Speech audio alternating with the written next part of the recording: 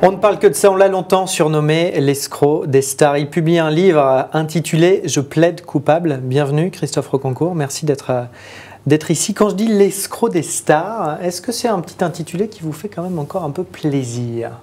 Bon, je pense pas qu'il me fasse plaisir ou déplaisir. Ça a été...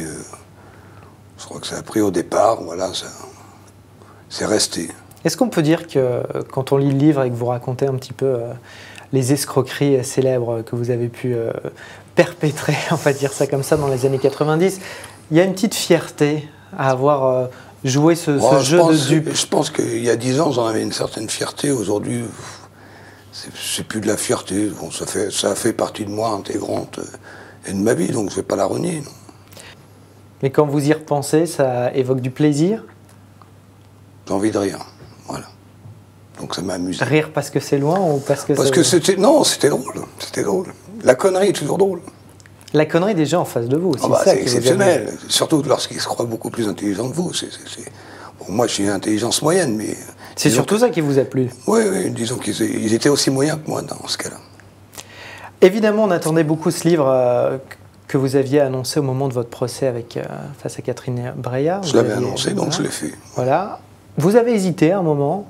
J'ai hésité parce que je me disais c'était donner du crédit à quelque chose qui n'en avait pas vraiment.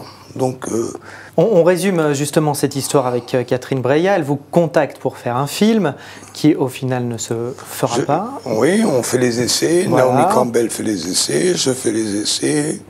On fait la montée des marches de Cannes, donc officielle avec...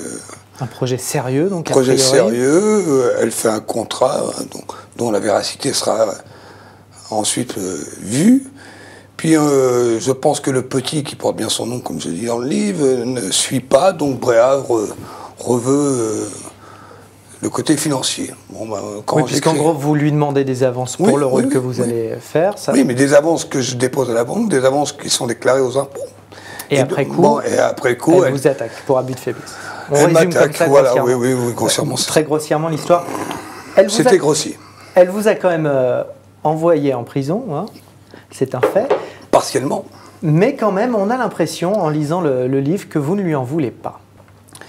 On a chacun ses turpitudes.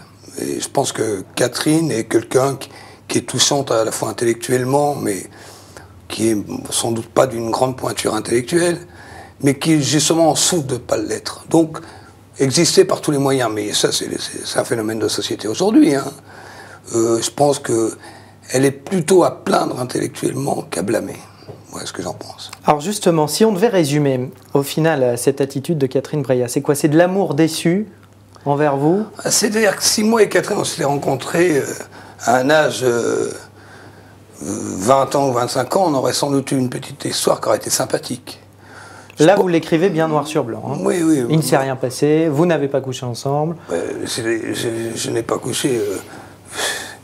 Il y a des choses qui sont impossibles. Donc, c'est pas le fait. Et c'est pas du tout péjoratif dans le sens physique, mais bon, voilà, il y a pas.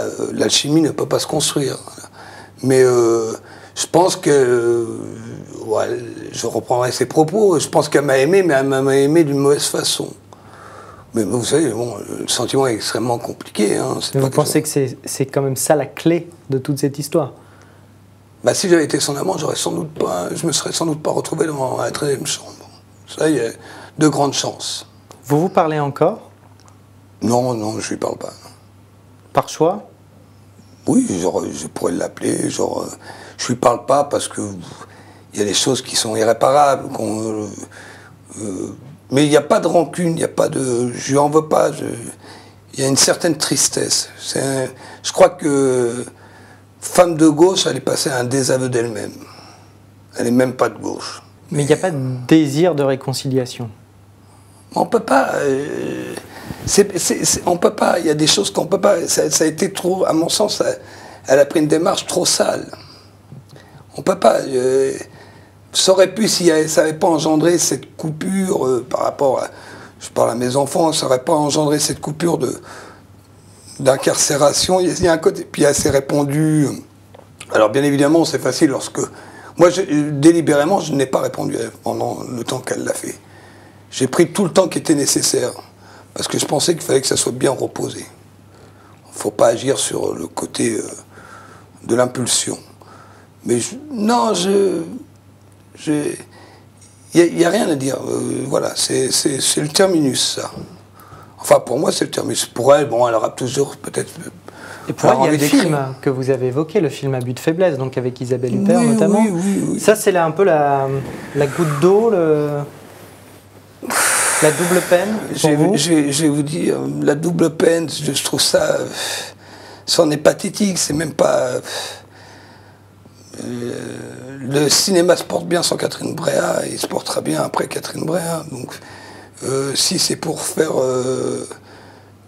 3-4 entrées dans une salle, Breillat n'attire pas une grande foule. Mais... Vous avez pu le voir, vous, ce film? Non, je ne l'ai pas vu. J'ai vu quelques commentaires d'Isabelle Huppert, qui est une grande copine de Catherine. Bon, la pauvre, elle n'est pas... Il faut qu'elle reste en tant qu'actrice, parce que bon, elle avait dit... il a escroqué Catherine Breillat. Je n'ai pas escroqué Catherine Breillat, puisque j'étais chargé d'un abus de faiblesse, qui a été relaxellement partiel. Vous évoquez aussi la prison, les conditions en prison. Vous dites, plus le séjour passé derrière les barreaux est long, plus grande sera la violence en sortant, l'envie de récidiver. Et vous dites un peu plus tard, je suis devenu une bête féroce. J'aimerais écrire davantage sur ce thème, mais mon passé carcéral me colle encore de trop près. Vous auriez pu vraiment vriller si j'avais pas cru en Dieu et que j'avais pas cette notion de l'humain, j'aurais pu effectivement, puisque j'avais le courage de mes actes, j'aurais pu aller beaucoup plus loin dans certaines dimensions, et j'avais surtout un petit peu d'intelligence qui aurait sans doute permis d'évoluer différemment. Je pense que ça doit être le dernier ressort, la prison. Elle n'est pas curative. Si elle l'était, ça se saurait. C'est pas curatif. Ça ne l'est pas, la preuve en est. Donc ça ne l'est pas. Donc, et généralement, malheureusement, le niveau intellectuel est très bas. Donc, je crois que ce qu'on doit apprendre, c'est l'éducation qui fait que la réforme peut se faire. Vous faites quoi aujourd'hui, Christophe Rocancourt?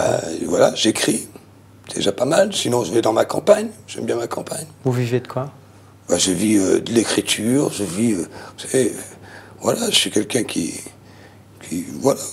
fait sa vie et qui ne se préoccupe pas de ce qu'il a vit. C'est déjà pas mal. Vous n'avez plus jamais envie aujourd'hui d'escroquer la personne qui est en face de vous? Vous savez, l'escroquerie, elle est permanente. Surtout avec vous? Non, mais on a juste qu'à regarder.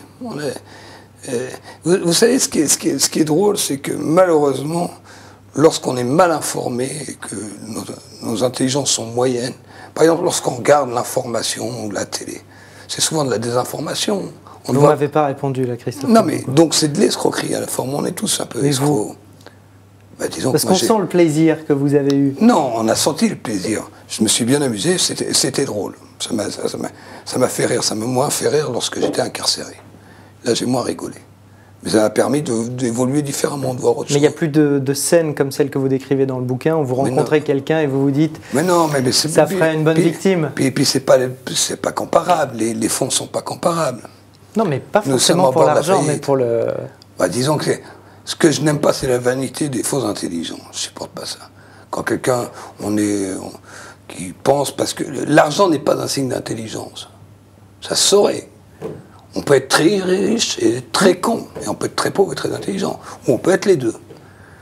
Disons que généralement, malheureusement, les gens qui sont très riches ont tendance à prendre les autres pour des cons. Puis moi, mon plaisir, c'est de les prendre eux-mêmes pour des cons à leur propre jeu. Voilà. Merci beaucoup, Christophe Rocancourt, d'être venu. Je plaide coupable. Ça sort donc le 10 septembre. Et nous, on se retrouve très vite sur le Figaro TV.